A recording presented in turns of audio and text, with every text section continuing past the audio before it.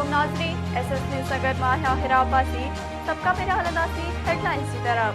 मुस्लिम league नून पारा पंजाब के वॾे वज़ीर परवेज़ इलाही ख़िलाफ़ बेएतमादीअ जी रिथ पेश न करण जो फ़ैसिलो।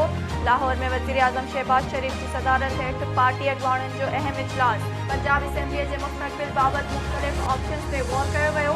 ज़रियनि मौजूद इजलास में परवेज़ इलाही खे गवर्नर ज़रिए एतमाद जो वोट वठण लाइ चवण समेत मुख़्तलिफ़ ऑपरेशन्स ते मुशावरत कई वई।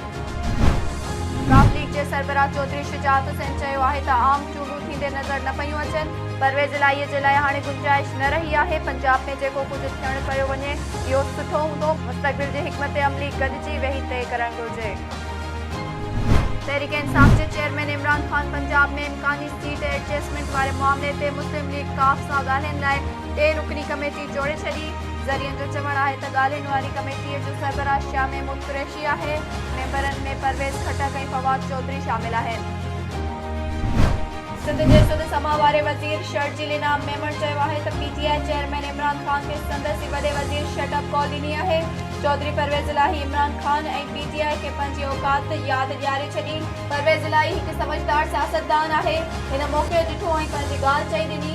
पंजाब ऐं खैबर पख्तूनख्वा असेंबलियुनि जे तोड़ण जी तारीख़ जो ऐलान जादू तोड़ण खां पोइ कयो वियो।